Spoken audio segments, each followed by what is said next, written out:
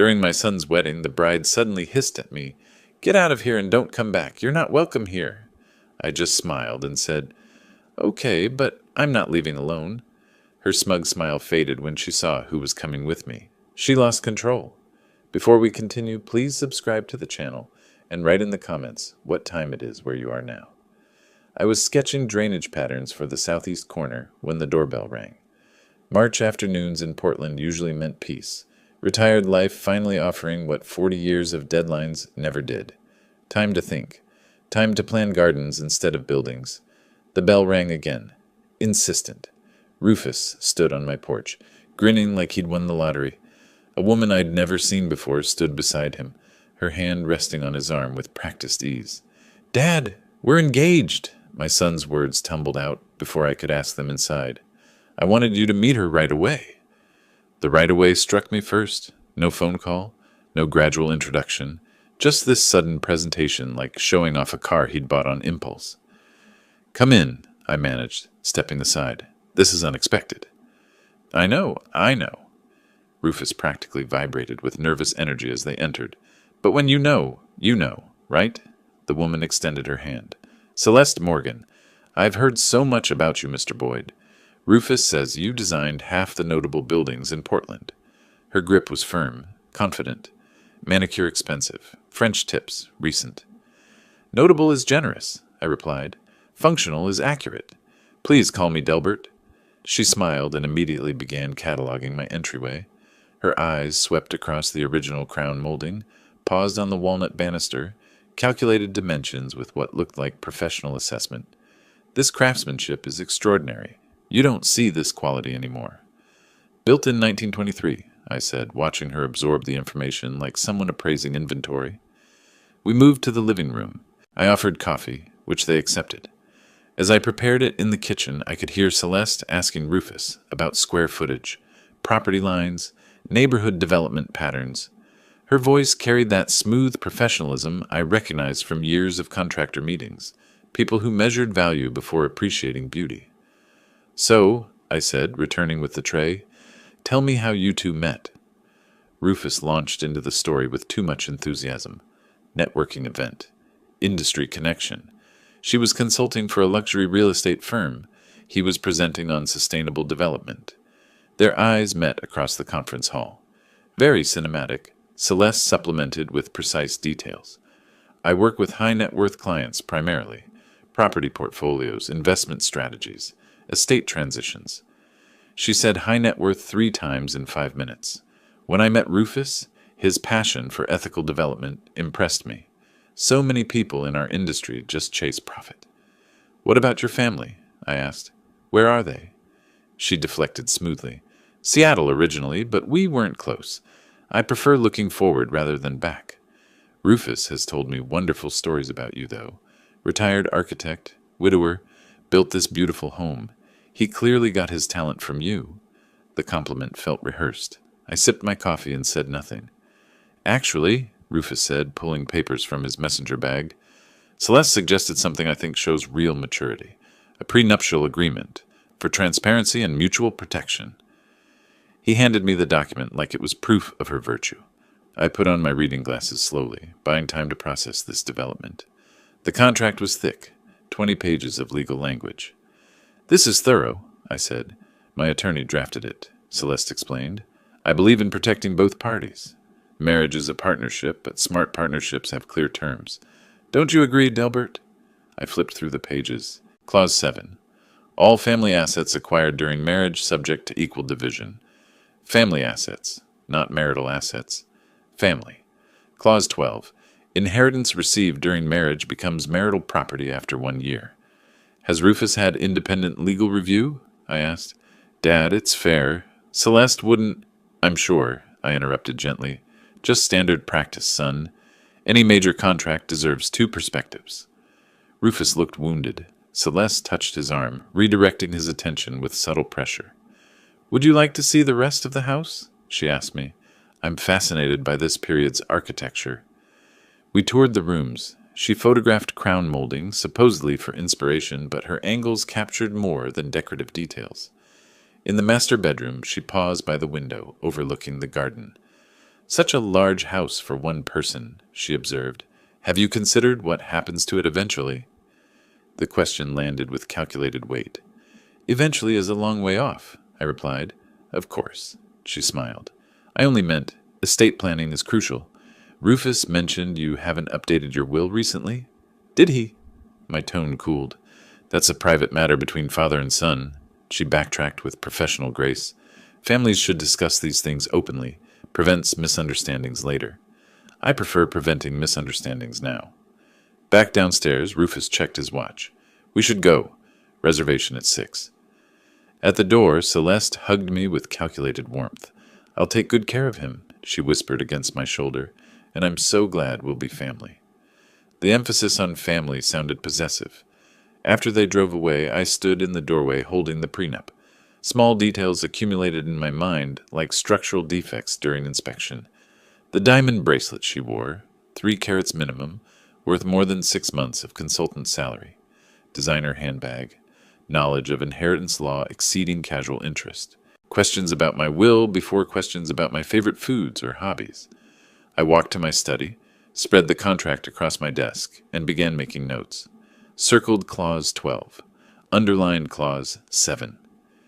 In the margin, I wrote one word. Why? The weeks after their visit crawled by with suffocating normalcy. Rufus called regularly, each conversation steering toward wedding plans, venues, guest lists, color schemes. I responded with appropriate enthusiasm, asked appropriate questions, played the role of supportive father. The prenuptial contract sat in my study drawer. Twice, Rufus asked if I'd reviewed it thoroughly. Twice, I deflected, still reading through the details. Truth was, I'd read it 17 times. Each reading revealed new concerns buried in legal language. But concerns weren't evidence. They were only instincts, and instincts don't convince sons blinded by infatuation. Mid-April arrived with unusual warmth. My former colleague, Robert Chen, called about meeting for lunch downtown. He wanted advice on retirement planning, transitioning from active practice to consulting work. I agreed.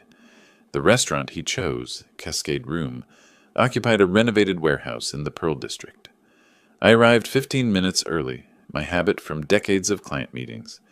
The hostess seated me at a table near the window.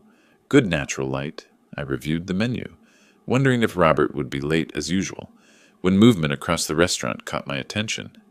I looked up and went completely still. Celeste sat at a corner table, partially obscured by a decorative column. A man in an expensive suit sat across from her, early 40s, dark hair, confident posture. Their body language screamed intimacy. She leaned close, her hand covering his on the table. His thumb stroked her wrist with familiar ease. My first instinct was to stand, march over, demand an explanation. My hand was halfway to pushing back my chair when 40 years of architectural discipline overrode emotion. Confront her now with what? Having lunch with someone? She'd have an explanation ready. Business meeting, old friend, innocent coincidence. I needed more than a single observation. I needed pattern. I signaled the waiter. Could I move to that table instead? I gestured toward a spot where a potted plant would provide partial concealment. Better lighting for my work papers.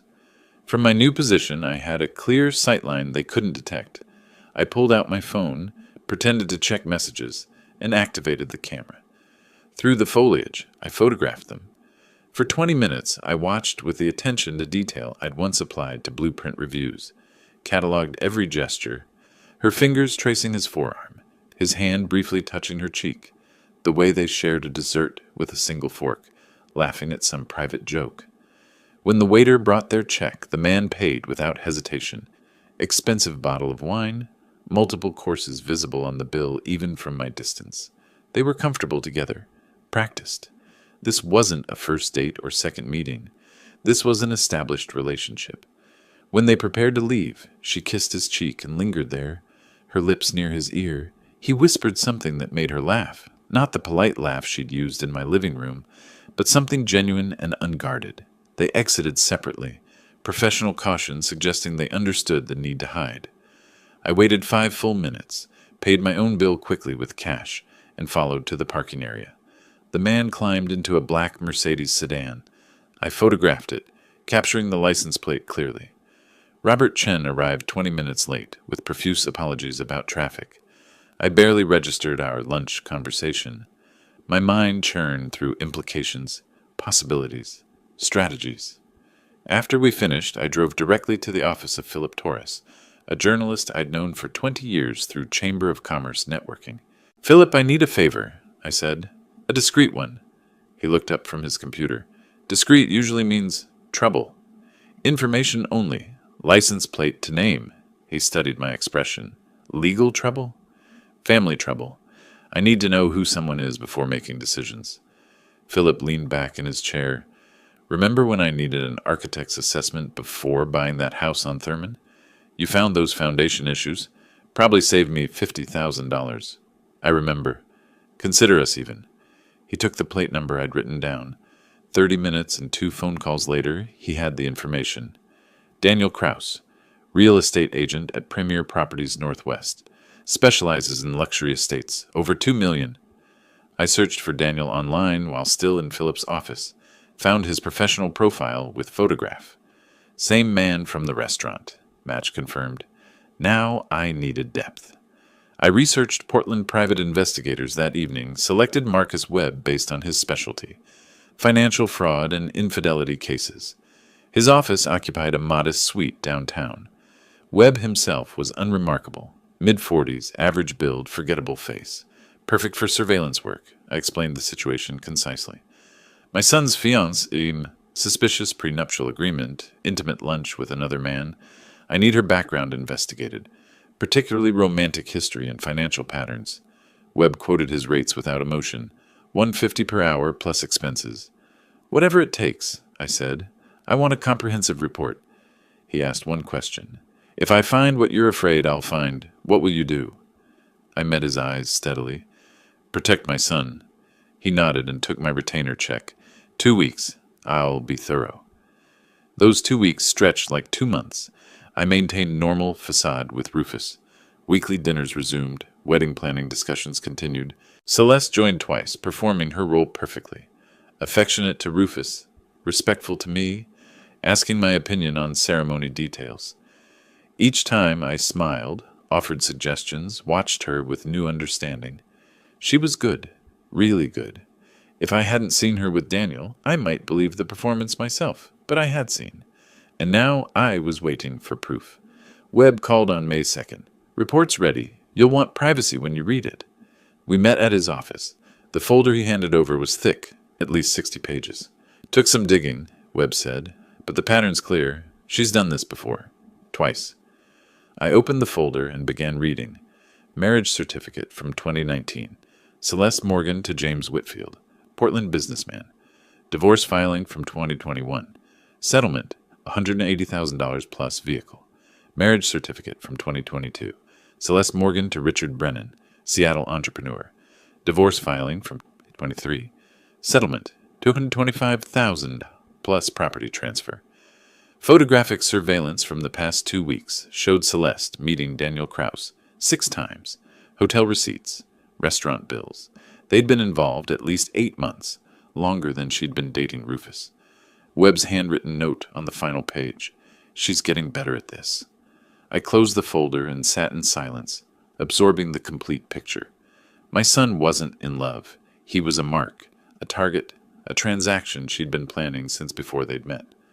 "Recommendation?" Webb asked. "Show him this today." "Not yet," I said slowly. "If I approach this wrong, she'll convince him I'm paranoid. I need better timing, complete strategy." "Don't wait too long. Wedding's 4 months away?"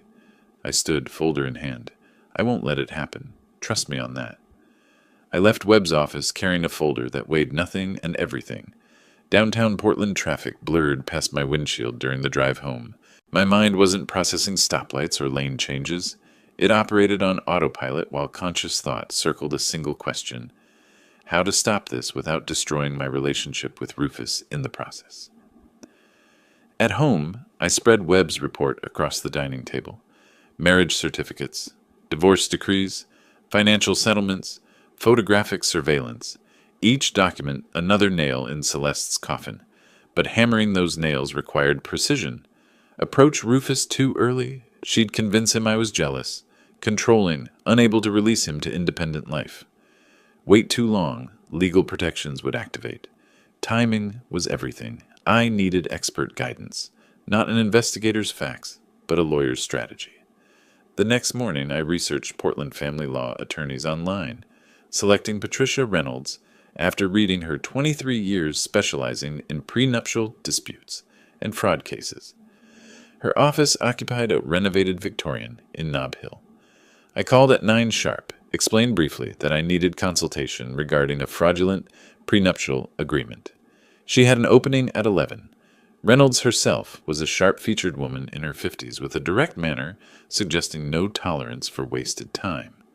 I presented the situation concisely, showed her Webb's report.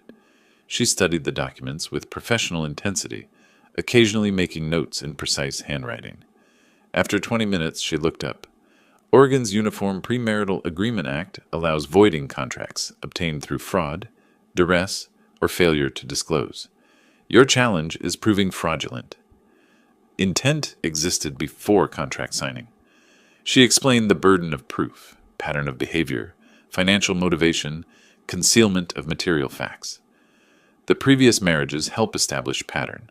Her relationship with this Daniel person demonstrates ongoing deception, but you'll need testimony from prior husbands, victims willing to state she employed identical tactics. Reynolds quoted her retainer fee, $5,000 for comprehensive case preparation. I wrote the check immediately. Document everything from this point forward, she advised. Record conversations if Oregon's one-party consent law allows. It does, if you're a participant. Get your son's permission to record family discussions about wedding planning. Don't tell him why yet. I left with a legal roadmap. That afternoon, I returned to Webb's office. I need you to find her previous husbands. Both of them. I need to know if they'll talk, if they'll testify, if necessary. Webb pulled out notes from his report. Kevin Morgan, first husband, lives in Seattle. Tech consultant, divorced her 3 years ago. Second husband, James Pritchard, moved to San Francisco after their divorce 2 years back. He's harder to locate. Changed jobs, possibly changed his name to escape association with the divorce. I authorized additional investigation expenses without hesitation, whatever it costs. These men are key to establishing pattern. My attorney says their testimony could void the prenuptial contract entirely. Webb accepted the assignment with a warning. Some divorce victims don't want to relive trauma. They might refuse involvement. Then I'll convince them, I said. They deserve to know she's doing it again. That evening, Rufus called about weekend brunch with Celeste. She wanted to bond more with Dad before the wedding. I seized the opportunity. Son, I've been thinking. This is a significant time in your life. Would you mind if I recorded some of our conversations? Family history project. Capturing stories, advice, memories. Something you and Celeste can look back on years from now. Rufus, touched by the sentimental notion, agreed enthusiastically. That's really thoughtful, Dad. Celeste will love that. I purchased a professional recording device the next day. Discrete model used by journalists. Voice-activated, 8-hour capacity. Tested it thoroughly. Audio quality was excellent. Oregon law permitted recording conversations where one party consented. I wasn't breaking any laws, just building an evidence foundation. I created an encrypted folder on my computer, labeled Family Archive 2025.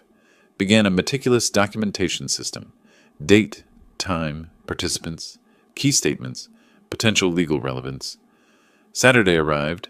I activated the recording device in my shirt pocket before Rufus and Celeste arrived for brunch.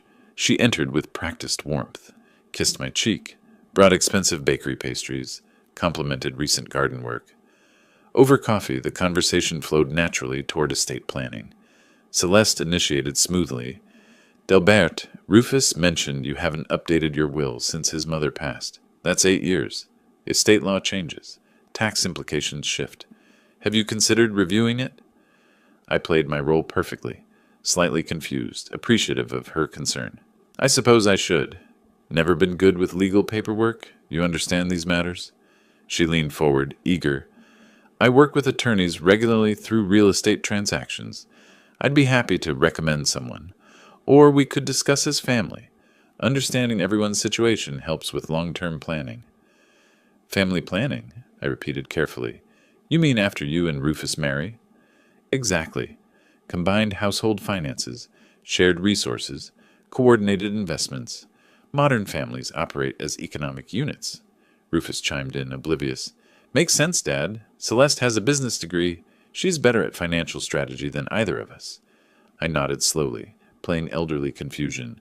So you're suggesting what exactly? Celeste's smile sharpened microscopically. Just transparency. Understanding what assets exist, how they're structured, what succession plans are. Prevents family conflicts later. I noted how quickly later entered her vocabulary. She was already planning my death. I'll think about it, I said mildly. After they left, I immediately uploaded the recording, time-stamped key moments. Her language revealed everything. Combined household, shared resources, succession plans. She wasn't planning marriage. She was planning acquisition. Over the following 2 weeks, Celeste increased contact frequency, called me directly, ostensibly asking opinions about wedding details, venue selection, catering choices, guest list, but conversations always drifted toward my property. This house is so large. Have you considered downsizing? Rufus and I could buy it from you at fair price. You could move somewhere more manageable. Another time, life insurance policies. Do you have adequate coverage? Rufus should be beneficiary, obviously, but have you structured it properly? Each probe grew more blatant. I recorded everything, maintained my naive persona. You're so thoughtful to help with these things. I never know what I'm doing. Internally, I cataloged her tactics with clinical precision. She was accelerating the timeline, trying to secure legal hooks before the wedding. Why the rush? Webb's surveillance showed Daniel Kraus pressing her, their relationship strained by her extended investment in Rufus. She was managing 2 men simultaneously, and the pressure was mounting. She was making mistakes, getting sloppy. Perfect. Late that second week, I transformed the spare bedroom into a command center. Purchased a large corkboard, colored pins, index cards, string. At its center, Celeste's photograph from the engagement announcement. Left side, timeline of her relationship with Rufus.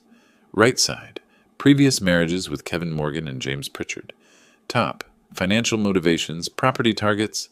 Bottom, legal strategy options. Colored strings connected related elements. This visual architecture helped me see the entire pattern simultaneously, identify gaps in evidence, plan next moves.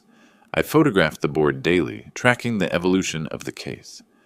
One evening, reviewing the latest recording of Celeste probing about my investment portfolio, I sat in that command center and let myself feel the cold fury I'd been suppressing. She actually said, "You're 62," like she was calculating years until inheritance. Most people avoided discussing a parent's mortality. She led with it, and Rufus just nodded along, thinking she was being practical. He couldn't hear what I heard. The assessment, the calculation, the timeline. She wasn't planning a wedding. She was planning an acquisition schedule. Not while I was breathing. 3 more weeks of careful performance. 3 more weeks of recorded conversations where Celeste probed estate planning, suggested property consolidations, calculated my mortality like an actuarial table. Each recording added to the growing file. Each interaction strengthened the legal case Patricia Reynolds was helping me build. Then Webb called. Found Kevin Morgan, lives in Seattle, works as tech consultant, divorced Celeste 3 years ago. I mentioned the investigation regarding her current engagement. He got very quiet, then asked if the new victim had children. Webb paused. When I said grown son, Morgan said, "Tell the father I'll talk to him." Not to an investigator, to the father directly. So I was driving to Seattle on a Thursday morning in June. Interstate 5 stretched north through familiar landscape. Evergreens, exits I'd taken during business trips decades ago. Beside me on the passenger seat, folder containing Webb's report, photographs of Celeste with Daniel, documented timeline of her manipulation, evidence to share, credibility to establish. The CAF? Kevin Cho's was in Capitol Hill, quiet neighborhood spot with good coffee and corner booths.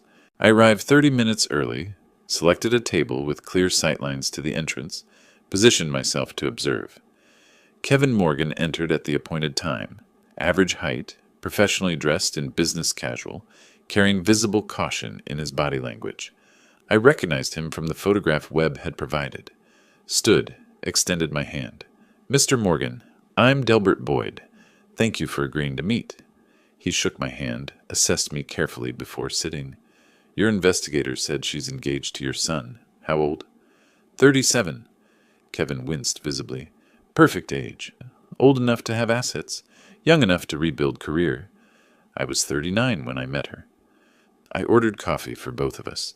Didn't rush into interrogation. Instead asked, "How are you now? 3 years later?" Kevin appreciated the question. "Better. Rebuilt my consulting practice, though I lost a key client in the divorce settlement. She positioned herself on paper as a business partner, despite never working a day in her life. Financial recovery took 2 years. Emotional recovery is ongoing." His honesty broke the ice. I responded, "I'm trying to prevent my son from experiencing what you experienced. That's why I'm here. Not just for legal ammunition, though I need that, but to understand what I'm actually fighting." Kevin nodded slowly. "You're fighting a professional. She's not a casual con artist. She's studied this, perfected it, made it a career." Over the next hour, Kevin described the entire relationship arc. Met Celeste at a networking event where she positioned herself strategically near successful attendees. She did research, knew my company name, asked intelligent questions about cloud infrastructure, seemed genuinely interested in my work, not just my income. At least that's what I thought. The courtship was intense. She matched his interests perfectly, introduced him to expensive restaurants. After 4 months, she suggested engagement. Said, "When you know, you know." I was flattered. Previous relationships had been cautious, distant. Her certainty felt like validation. The prenuptial contract came with explanation. She said she'd been hurt before, needed legal clarity, wanted to protect both of us. The contract looked balanced. Equal division of assets acquired during marriage. I didn't understand the clause language. Family assets acquired during marriage actually meant anything either of us inherited or received from relatives became marital property. His father died 8 months into the marriage, left him $150,000 and a vintage car collection. According to the prenup, that became a marital asset. The marriage lasted 18 months. She changed after the wedding, distant, critical, increasingly demanding. Started an affair with a real estate investor. I found hotel receipts. When I confronted her, she filed for divorce immediately. Her attorney was aggressive. Mine was outmatched. Settlement cost him $180,000, the car collection, and 30% stake in his business. Kevin's voice stayed level, but his hands shook slightly, holding the coffee cup. She knew the timing, waited until the inheritance cleared, then pulled the trigger. The whole thing was planned from the beginning. I shared my own folder, Webb's investigation, recorded conversations with Celeste, timeline of manipulation. Kevin reviewed the materials with growing recognition. Same pattern. Exactly. Look at this line. Family resource consolidation. She used those exact words with me. It's scripted. He examined the photograph of Celeste with Daniel Kraus. Different man, same dynamic. She always has a backup plan, someone to fall back on when the mark is exhausted. I asked directly, "Would you be willing to provide a written statement? Testify if necessary to void her prenuptial contract with my son?" Kevin didn't hesitate. "Yes. I should have spoken up when the investigator contacted me after she married the second husband. Guilt's been eating at me. If I'd warned him—" I interrupted gently. "You're warning me now. That's what matters." We drafted the statement together on his laptop. Detailed timeline, specific manipulation tactics, financial outcome, pattern recognition. Kevin signed it, provided contact information. "Call me anytime. Whatever you need. She shouldn't be allowed to keep doing this." As our meeting concluded, Kevin offered final insight. "Your son won't believe you at first. I wouldn't have believed anyone trying to warn me. She's that good at creating alternative reality. She'll have explanation for everything. The other man is a business associate. Previous marriages ended amicably. Your suspicions are overprotective paranoia." I acknowledge this fear. It's already happening. He's been distant, canceling our weekly dinners, making excuses. She's orchestrating it. Kevin nodded grimly. Textbook strategy. Separate target from support system, especially skeptics. Timing's crucial. You need overwhelming evidence presented at a moment he can't dismiss it, not gradual revelation, single devastating confrontation with irrefutable proof. I absorbed this advice. I'm building toward that. When I show him, it'll be the complete picture, not a fragment he can rationalize away. Kevin stood, shook my hand firmly. Save your son. I wish someone had saved me. I drove back to Portland with Kevin's signed statement secured in the folder beside me. I felt a shift in momentum. The pattern now had human testimony. The abstract became concrete. But as I crossed back into Oregon, my phone buzzed with a text from Rufus. Dad, sorry to cancel Sunday dinner again. Wedding planning is crazy busy. Celeste says we need to finalize the venue this weekend. Rain check? It was the third cancellation in 4 weeks. I recognized the strategy Kevin had warned about. Isolation by increments. Each excuse reasonable. Cumulative effect, separating target from protection. I responded simply, Of course, son. Let me know when you're free. But driving through late afternoon traffic, I calculated, the wedding was 10 weeks away. Celeste was accelerating her timeline, consolidating control over Rufus. My evidence gathering was thorough, but time-consuming.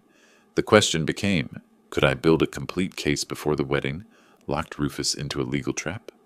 Mathematical problem. Architect's challenge. The answer needed to be yes.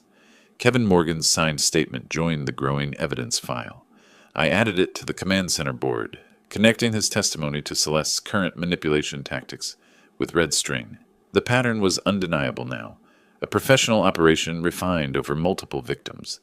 But collecting evidence and reaching my son were different challenges. The Sunday after the Seattle trip, Rufus called. Dad, can we reschedule dinner? Celeste needs help choosing between venues. I agreed. Following Sunday, photographer meeting ran late. Third Sunday. Sorry, Dad. Wedding planning is overwhelming. We'll catch up soon. 3 consecutive cancellations. Our tradition, maintained even during his college years abroad, now abandoned. Celeste was executing exactly what Kevin had warned about. Isolation by increments. By mid-July, I understood. She'd sensed something. My performance had slipped somehow, or her instincts detected danger. Either way, she was moving to neutralize me. Wednesday evening, I was preparing dinner when the phone rang. Rufus's voice carried unfamiliar tension. Dad, we need to talk. Celeste thinks. I've been thinking about our relationship. Warning bells immediately. I kept my voice neutral. What about it? You've been distant lately. When we visit, you ask strange questions. Celeste noticed you're recording conversations. She thinks it's because you don't trust her. My mind raced. How did she know about the recordings? Did Rufus tell her about the family history project? Son, those recordings are for preserving family memories, like I explained. That's what you said, but why do you need to record everything? It feels like surveillance, like you're looking for problems that don't exist. The phrasing, looking for problems that don't exist, was definitely Celeste's language.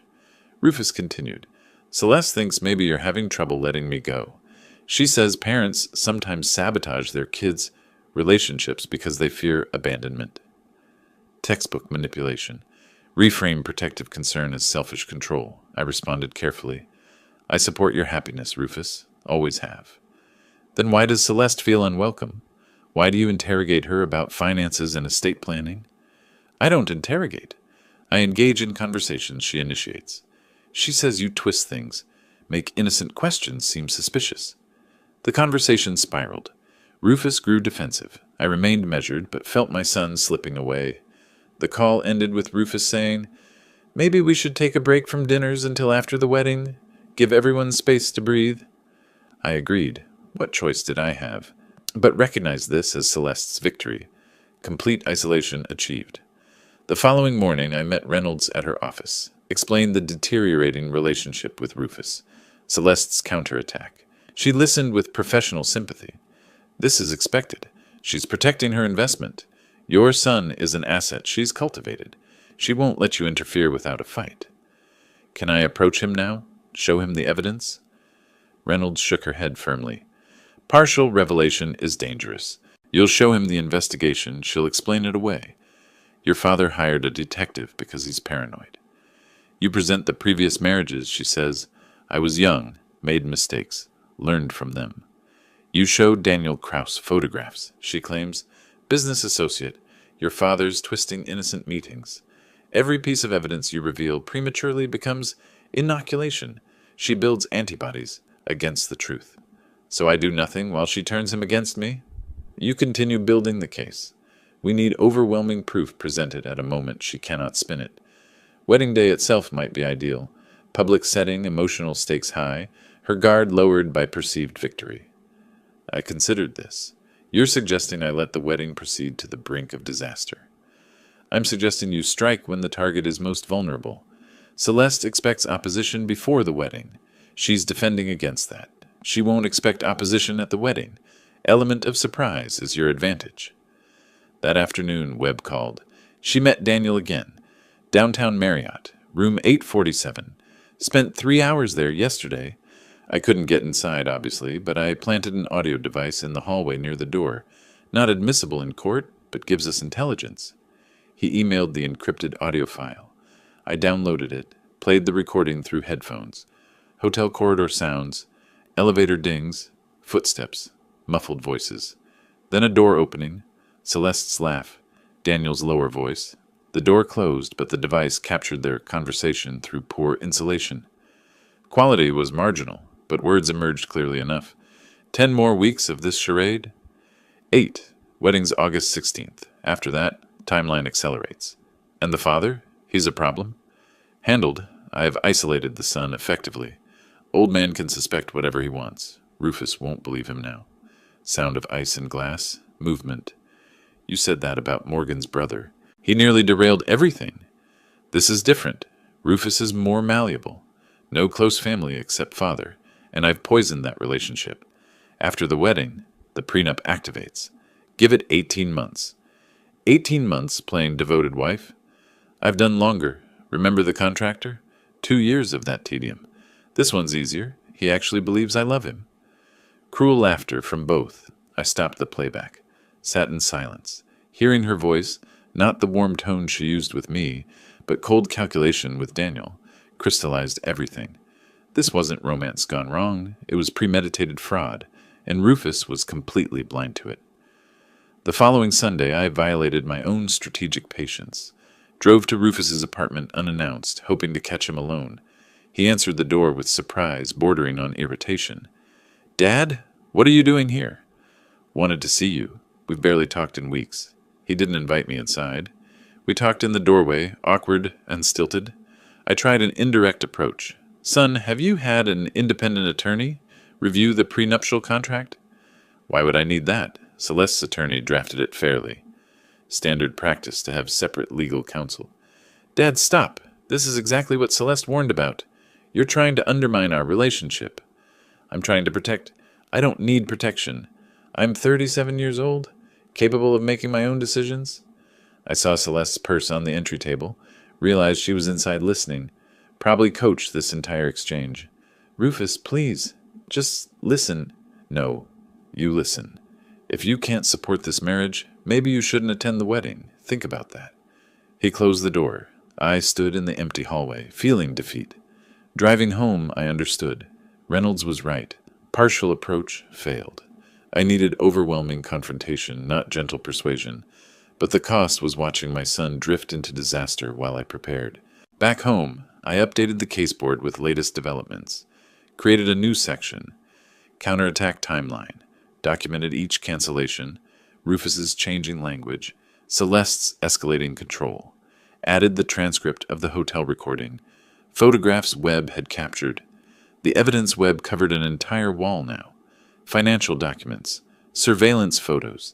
Kevin Morgan's testimony. Recorded conversations. Timeline analysis. Any objective observer would see the clear pattern. But Rufus wasn't an objective observer. He was the target, the mark, the victim in progress. I stood before the board, architect analyzing complex structure. The foundation was solid. Legal framework through Reynolds, victim testimony through Kevin, surveillance evidence through Webb, documented manipulation through recordings. But timing remained the critical variable. Strike too early, the structure collapsed. Wait too long, Rufus was legally trapped. Wedding date, August 16th, loomed like a deadline. 8 weeks away now. I made my decision. Let Celeste think she'd won. Play the defeated father accepting loss. Lower her guard completely. Then at the wedding, when she was most vulnerable, most confident, most exposed, strike decisively. No warning, no mercy, complete revelation. Late July became early August. Weeks of silence from Rufus. No calls, no texts, complete radio silence. I maintained the strategic withdrawal, resisting every urge to reach out. Let Celeste believe she'd won. Let her guard drop. Meanwhile, the work continued. Webb submitted final surveillance reports. Celeste and Daniel met 4 times in 10 days as the wedding approached. Hotel rooms, expensive restaurants, extended afternoons at his waterfront condo. Each meeting documented, photographed, time-stamped. The pattern was clear. They were planning the post-wedding phase, confident in their scheme. Patricia Reynolds organized the evidence into a legal presentation. Victim testimony, financial documentation, surveillance materials, recorded conversations, prenuptial analysis. This would convince any judge, she said, but your audience is your son, not a court. Arrange materials for emotional impact, not just legal strength. 2 weeks before the wedding, I was ready. Then the phone rang. It was Wednesday evening, August 6th. I was in the command center arranging evidence packets when Rufus's name appeared on my screen. First call in 3 weeks. Dad. His voice was uncertain, almost sheepish. Hi, son. Silence stretched between us. Then, wedding Saturday. I know we've had distance lately, but you're still my father. I want you there. I was careful. Does Celeste want me there? He trailed off. She thinks maybe it's not a good idea. But it's my wedding too. I'm inviting you. I appreciate that. Of course I'll attend. Really? I thought maybe you'd... I support your happiness, Rufus. Always have. More silence. I sensed he wanted to say more, couldn't quite form the words. Finally, ceremonies at 3 p.m. Brookside Country Club, reception following. You don't have to stay long if it's awkward. I'll stay as long as appropriate, I said, but I need to tell you something important at the wedding. Will you give me a few minutes of your time? Before or after the ceremony? Your choice. Important? Like what? Information you need to have. About your future. Your marriage. His defensive tone returned. If this is more criticism of Celeste, it's information. What you do with it is your choice. Just promise you'll listen. Reluctantly. Fine. After the ceremony. Brief conversation. Thank you. That's all I ask. The call ended. I sat motionless, processing. Rufus, reaching out, despite Celeste's objections, suggested the manipulation wasn't absolute. Some part of him still valued our relationship, still wanted his father's presence. This complicated the emotional calculus. The revelation would devastate him, but the alternative was worse. The first week of August, I transformed months of accumulated materials into strategic presentation. Created 3 identical evidence packets, one for Rufus, one for Reynolds as legal backup, one for my own reference. Each packet organized chronologically. Section 1, Background, Kevin Morgan's written testimony, financial records of previous divorces, pattern analysis. Section 2, Current deception, Webb's surveillance photographs of Celeste with Daniel spanning 3 months, hotel records, timeline showing meetings throughout Rufus's courtship. Section 3, Manipulation evidence, transcripts of recorded conversations highlighting financial probing, estate planning pressure, isolation tactics. Section 4, The Smoking Gun, transcript of the hotel hallway recording where Celeste and Daniel discuss timeline, financial calculations, explicit acknowledgement of the scheme. Section 5, Legal analysis, Reynolds' assessment of the prenuptial contract, fraud indicators, grounds for annulment. Each section marked with color-coded tabs, key passages highlighted. The presentation was a masterwork of architectural organization, logical flow, building evidence systematically, culminating in undeniable conclusion. I sealed the packets in professional folders, labeled them simply, The Truth About Celeste Morgan, stored 2 copies in the safe, kept one accessible for wedding day, also created a digital backup on an encrypted USB drive. If physical materials were somehow compromised, the evidence survived. August 8th, I met Reynolds for what we both understood was the final pre-confrontation session. She reviewed the evidence packets, pronounced them devastating, then addressed practical concerns. Wedding day revelation is high-risk strategy. Rufus will be emotionally vulnerable, potentially defensive. Celeste will try to control the narrative immediately. You need to present everything at once. Give him no time to process through her filter. What's your recommendation? Pull him aside privately after the ceremony if possible. Find a moment when you can speak to him alone with the evidence. She paused. What's your extraction plan? Extraction? After revelation, Rufus will need space away from Celeste to process. She'll try to isolate him immediately. Spin the evidence.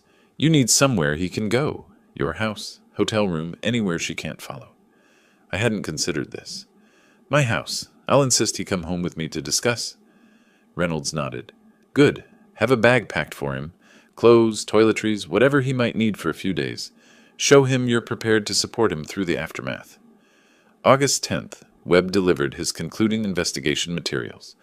Final photographs showed Celeste and Daniel at a waterfront restaurant 3 days prior, their conversation apparently intense. Based on their body language and duration, 2 hours, I'd say they're finalizing post-wedding plans. She's stressed, he's reassuring. Timeline's approaching and she's feeling pressure. Webb also provided financial intelligence. I pulled Daniel's recent transactions through a source I have. He's paid for all their hotel rooms, dinners, even bought her expensive jewelry she probably won't wear around Rufus. He's invested significantly in this relationship. I absorbed this additional dimension. So Daniel's a victim too, in his way? Willing victim. He knows what she's doing to your son. That recording proved it. He's complicit. Webb extended his hand. Good luck. This has been the most satisfying case in years, stopping a predator before she completes the cycle. August 12th, evening, 4 days before the wedding. I was reviewing the evidence packets when the phone rang again. Rufus's voice. Ceremonies at 3 p.m. Brookside Country Club. I know I already told you, but I wanted to make sure you're really coming. I'll be there, son. Okay, thanks, Dad. After he hung up, I sat in silence. That night, I wrote a letter to Rufus, sealed it in an envelope to be opened only if the confrontation went catastrophically wrong. Explanation of the investigation, motivation, evidence location, apology for method, but not for intention. Place the letter in my safe deposit box with instructions for my attorney. Backup plan in case of worst outcomes. August 15th, Friday evening, night before the confrontation. I prepared methodically, laid out my formal suit, ensured the evidence folder was ready, tested the recording device, small digital recorder that fit in my jacket pocket, reviewed key talking points for presentation, ate a light dinner, needed a calm stomach tomorrow, sat in the command center one final time, reviewing the evidence board, months of work compressed into tomorrow's minutes. I photographed the entire board with my phone, visual record of the investigation's evolution, then systematically dismantled it, filed the materials. The command center transformed back into a guest bedroom. Physical evidence removed, but psychological preparation complete. That night, sleep was elusive. I lay in darkness, mind running through scenarios. Best case, Rufus sees the truth immediately, leaves with me, cuts contact with Celeste. Worst case, Rufus believes her spin, chooses fiancé over father, proceeds with wedding. Most likely, confusion, denial, gradual acceptance over hours or days. I was prepared for all scenarios, but hoped for swift recognition. As dawn approached, I finally slept briefly, dreaming of construction sites and buildings collapsing, of foundations that held and those that failed. Woke at 6. Wedding day had arrived. Wedding morning arrived with gray Portland skies, threatening rain that never came. I dressed methodically. Formal charcoal suit, white shirt, conservative tie. The evidence folder slipped into my jacket's inner pocket. Weight barely noticeable, but presence constant. Digital recorder tested one final time. Battery full, memory clear. Voice activated function engaged. I arrived at Brookside Country Club 90 minutes before the ceremony. Wanted to observe the setup, understand venue layout, identify private spaces where post-ceremony conversation with Rufus could occur. The club occupied rolling hillside overlooking Willamette Valley, manicured lawns, vintage architecture, discreet wealth. The parking lot was already filling with expensive vehicles. Inside, controlled chaos of final preparations, florists adjusting arrangements, caterers organizing the reception hall, photographer testing lighting angles. I positioned myself strategically for the ceremony. Back row, aisle seat, clear sightline. Guests arrived in waves. Celeste's side filled quickly with well-dressed strangers. Rufus's side remained sparse, evidence of the isolation she'd engineered. I recognized few of his colleagues, no close friends. The wedding party assembled, then the processional music began. Celeste appeared at the aisle's head, objectively beautiful in an elaborate white gown that probably cost $15,000. She walked toward Rufus with practiced grace, smile radiating confidence. I activated the recording device with a subtle pocket touch. Vows were exchanged. I promised to love, honor, cherish, each word from Celeste's mouth a documented lie. Rings placed. I now pronounce you husband and wife. Guests applauded. The couple kissed. I watched my son seal a legal trap, knowing I had perhaps 30 minutes to spring him free. The reception began in the adjacent ballroom. Cocktail hour proceeded. Champagne flowing. Appetizers circulating. I maintained a peripheral position, declined alcohol, observed.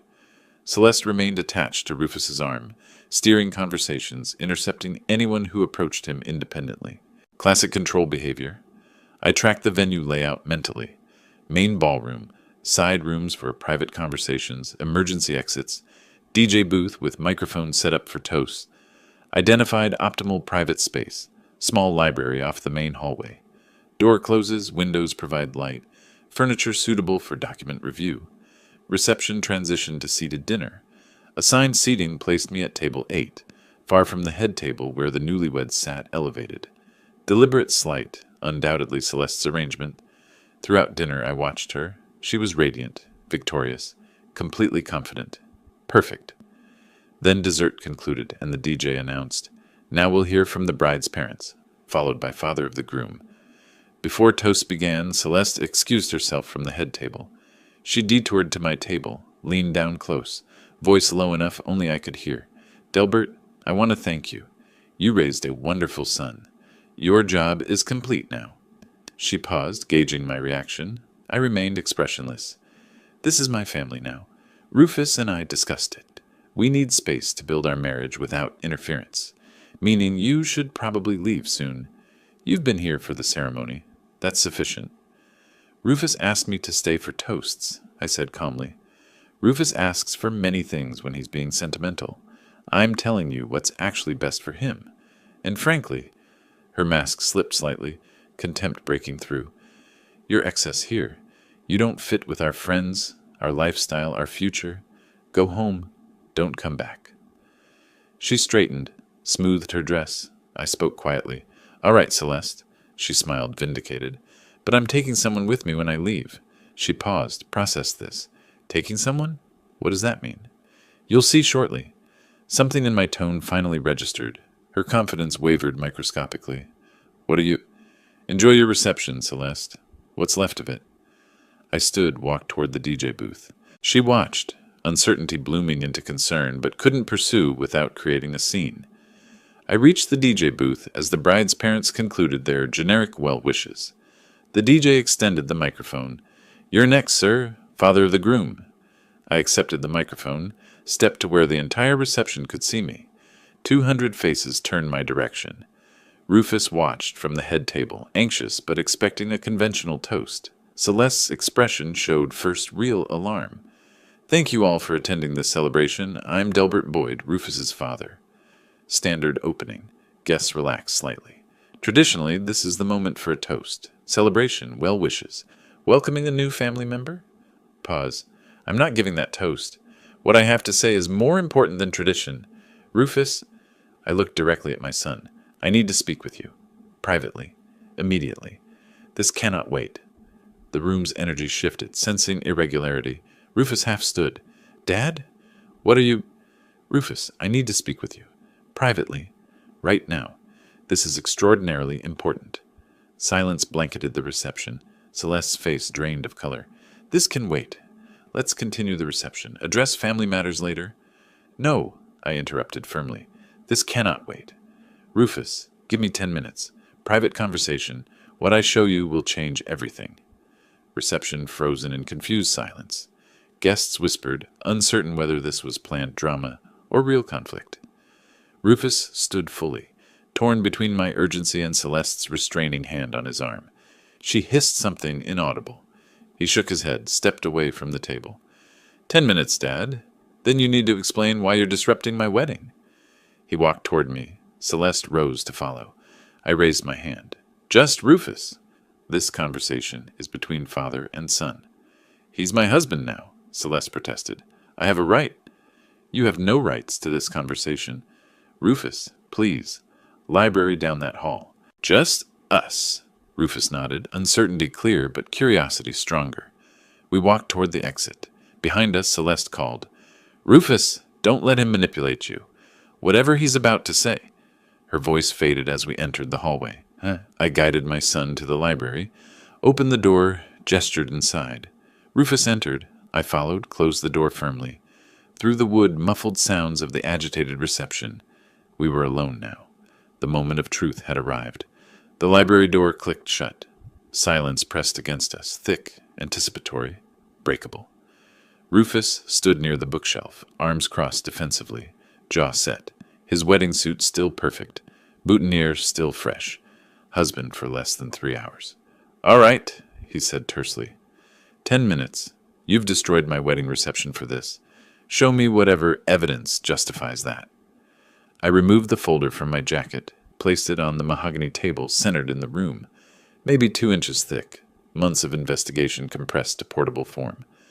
My hands were steady. I'd spent too long preparing for this moment to tremble now. Before I open this, understand something.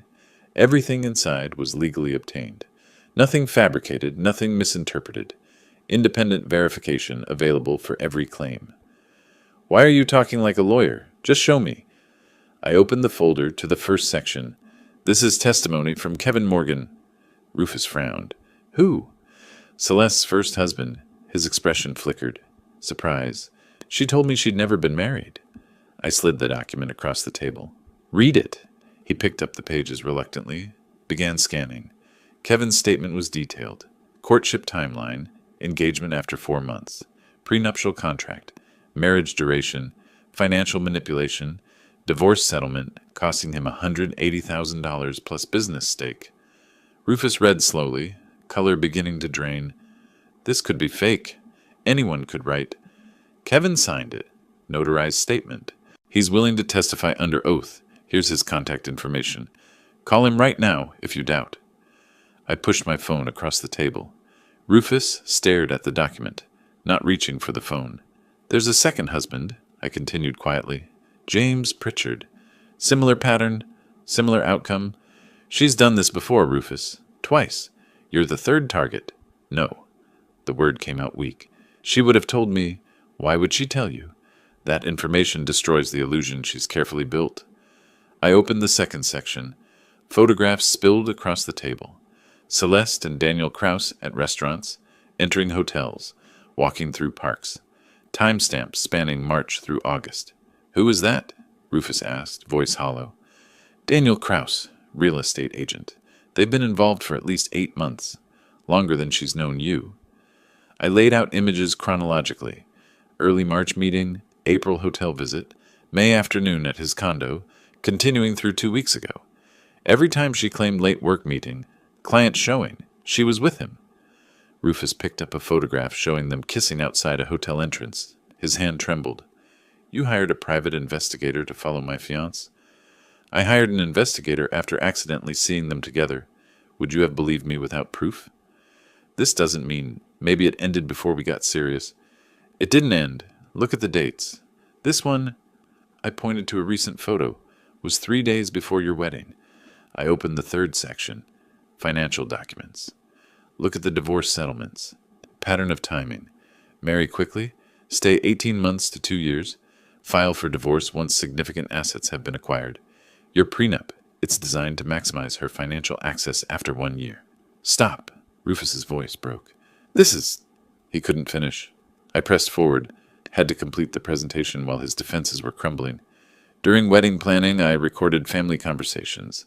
You gave permission, remember, of Family History Project? Rufus nodded numbly. I recorded because I suspected manipulation. I opened my laptop, queued audio files. Listen. I pressed play. Celeste's voice filled the library, warm and concerned. Delbert, have you updated your will recently? Estate planning is so important. Recording continued through her probing questions about property value, inheritance structure, succession planning. Each clip showed calculated financial interests masked as helpful concern.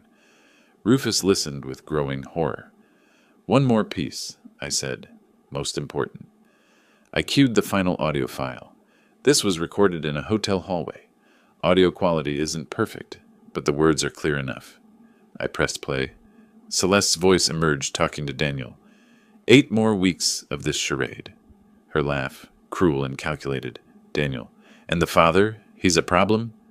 Handled. I've isolated the son effectively. Old man can suspect whatever he wants. Rufus won't believe him now. Sound of movement, ice clinking. Daniel, you said that about Morgan's brother. Celeste, this is different. Rufus is more malleable. After the wedding, the prenup activates. Give it 18 months. Daniel, 18 months playing devoted wife? Celeste, I've done longer. This one's easier. He actually believes I love him. Their laughter. I stopped the playback. Silence crushed the library. Rufus sat frozen, face completely drained of color.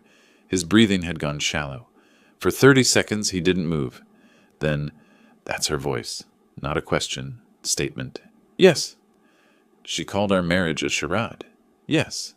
She said I'm malleable, that I believe she loves me. His voice cracked on the final words. I'm sorry, son. He stood abruptly, paced to the window, stared out at manicured grounds where hours ago he'd married the woman whose voice still echoed. He actually believes I love him. The prenuptial contract, I said gently. It's designed to maximize her financial access. If you stay married 12 months, she's entitled to 40% of assets acquired during marriage. Legal trap disguised as mutual protection. Rufus turned from the window. His face had transformed, shock giving way to something colder. She planned this? From the beginning. Researched me, targeted me, performed caring girlfriend, manipulated me away from you, married me, all for money. Yes. What do I do? His voice was empty. First decision is simpler. Do you continue this reception celebrating a marriage that's built on lies, or do you end it now? He looked at the closed door. Beyond it, 200 guests waited. Celeste waited. Music probably playing. I end it, he said quietly. Then louder. I end it now. He walked to the door, yanked it open, strode down the hallway toward the reception. I followed, carrying the folder. We entered the reception hall together. The music stopped. The DJ noticed our entrance. Conversations died as guests turned. Celeste stood from the head table, relief crossing her face, until she saw Rufus's expression. He walked directly to her, stopping 3 feet away, the entire room watching. The wedding is canceled, Rufus announced, voice carrying to every corner. Gasps rippled through the guests. Celeste's face went white. Everyone can leave. Reception is over. I apologize for the disruption, but this marriage was a mistake. Please go. He turned, walked back toward the exit. Celeste found her voice. Rufus, what did he tell you? What lies? The truth, Rufus said without turning. About Daniel. About your previous marriages. About your plans for our marriage. He's lying. He's manipulating you. Showed you fabricated evidence. Rufus stopped. Turned. I heard your voice, on recording, discussing timeline, calling me malleable, laughing about how I actually believe you love me. Her face drained further. That was taken out of context. What context makes 18 months of charade acceptable? She had no answer. Stop. Just stop, Celeste. He looked at the confused guests. Please leave. This is over. Celeste turned on me, screaming, You destroyed my wedding. I'll sue you for harassment, defamation, invasion of privacy. Everything was obtained legally, I said calmly. One-party consent recording laws, standard surveillance, voluntary testimony. Your attorney will confirm it's admissible. You'll regret this, both of you. I'll take everything in court. You'll get nothing, Rufus said. The prenup is void due to fraud. My attorney's already prepared annulment papers. He walked toward the exit. I followed. Behind us, chaos erupted.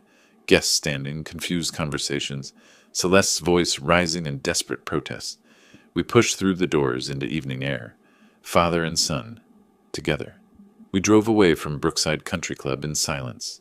Rufus sat in the passenger seat, still wearing his wedding suit, minus the boutonniere he'd torn off and discarded. His hands trembled slightly, shock settling into his system like poison.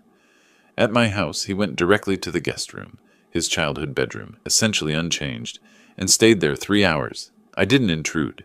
Let him process alone. When he emerged, his face was blotchy from crying, but his voice was steady. Tell me what happens next legally. That night, we called Patricia Reynolds. She arrived within the hour, spread evidence across my dining table, explained legal strategy. Rufus listened like a man receiving a terminal diagnosis, absorbing information about dissolution of the life he thought he'd built. 5 days later, Celeste's attorney served papers. She was suing for breach of contract and emotional damages. $1 million. Reynolds smiled when she read it. Perfect. She's engaging on legal ground where we're strongest. We met in Reynolds' office a week after the wedding confrontation, morning light through windows. The three of us around a conference table covered with legal documents and evidence files. Reynolds reviewed Celeste's lawsuit with professional detachment. She's claiming you breached the prenuptial contract by refusing to honor the marriage, seeking enforcement of contract terms plus emotional distress damages. Classic aggressive legal posturing meant to intimidate you into settlement. Rufus looked exhausted. Can she win? No. The contract was procured through fraud. Your father documented that extensively. But we'll need to prove fraudulent intent in court. That means presenting all evidence publicly. Kevin Morgan's testimony, surveillance materials, recordings, financial analysis. She paused, assessing Rufus carefully. This will be painful. Your private humiliation becomes public record. Celeste's attorneys will argue you were a willing participant who changed his mind after the wedding. They'll paint you as vindictive.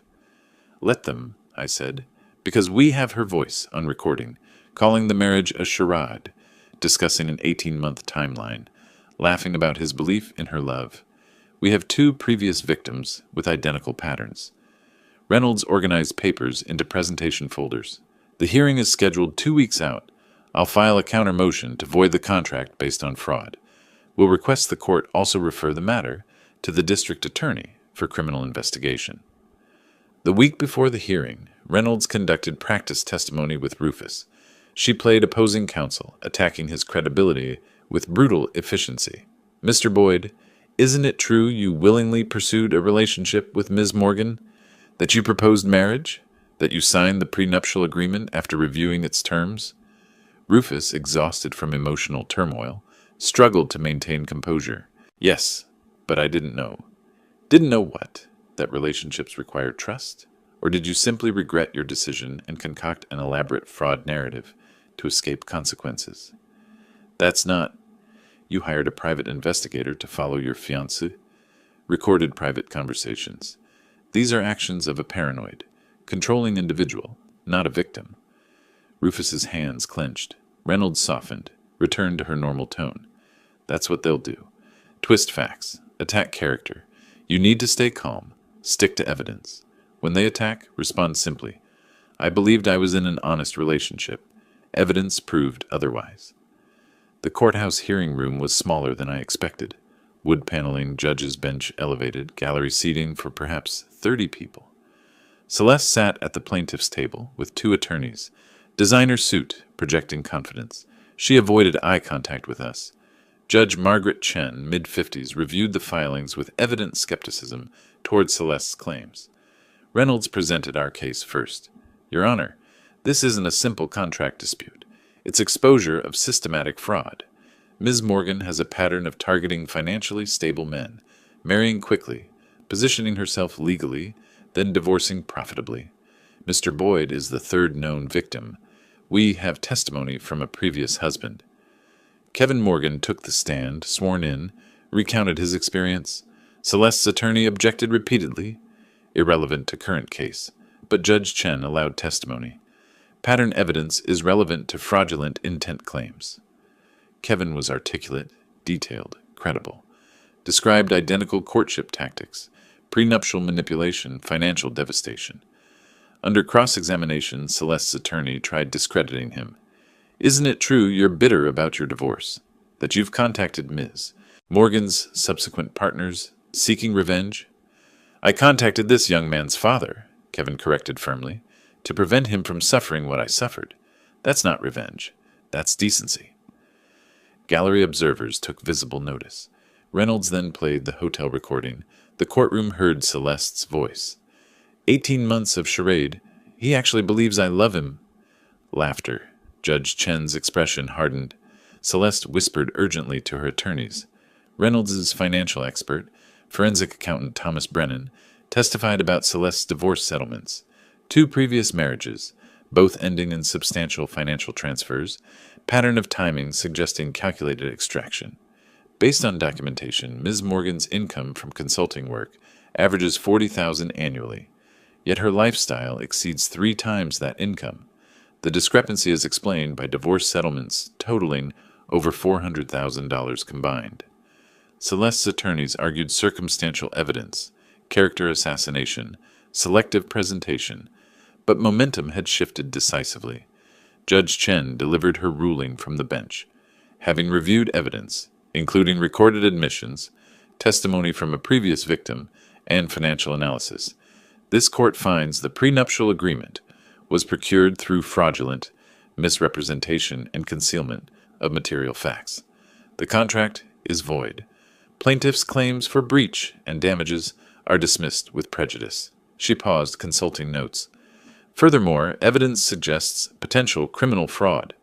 The court is referring this matter to Multnomah County District Attorney for investigation into possible charges under Oregon fraud statutes.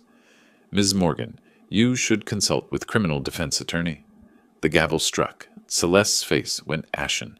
Her attorneys immediately requested private conference. Reynolds leaned toward us. That's complete victory. She has nothing now. Outside the courthouse, late August afternoon, sunshine felt surreal after the windowless hearing room. Reporters approached, but Reynolds deflected them professionally. Rufus stood on the steps, physically present but emotionally distant. It's over? He asked quietly.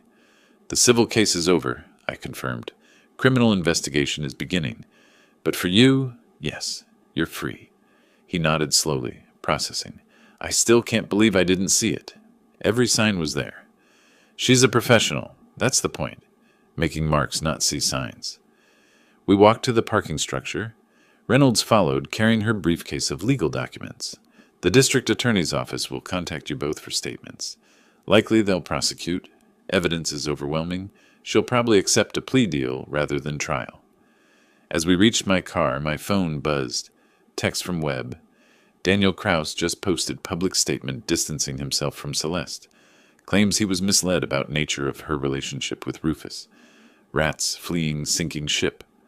I showed Rufus the message. He read it without expression. Then finally something like satisfaction crossed his face. Good, he said.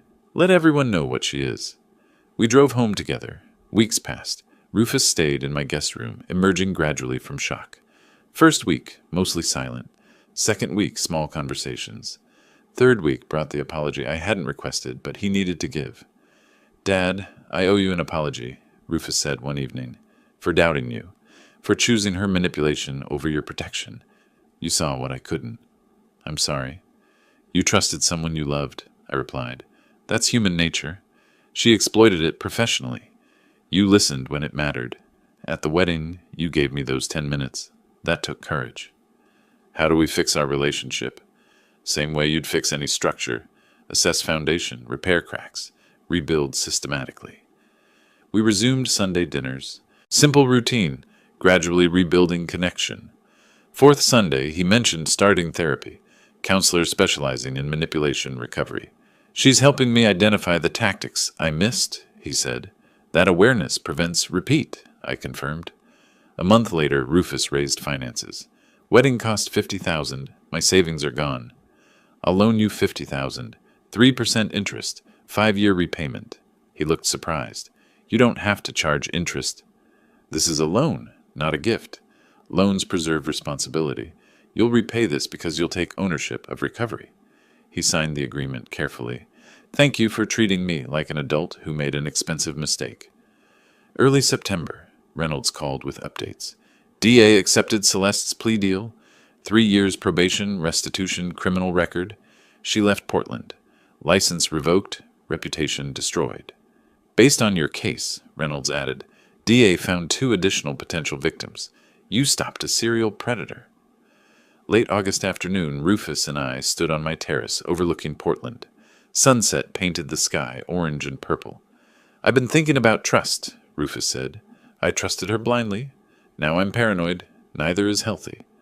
Trust is important, I agreed, but verification is more important. Trust, then verify.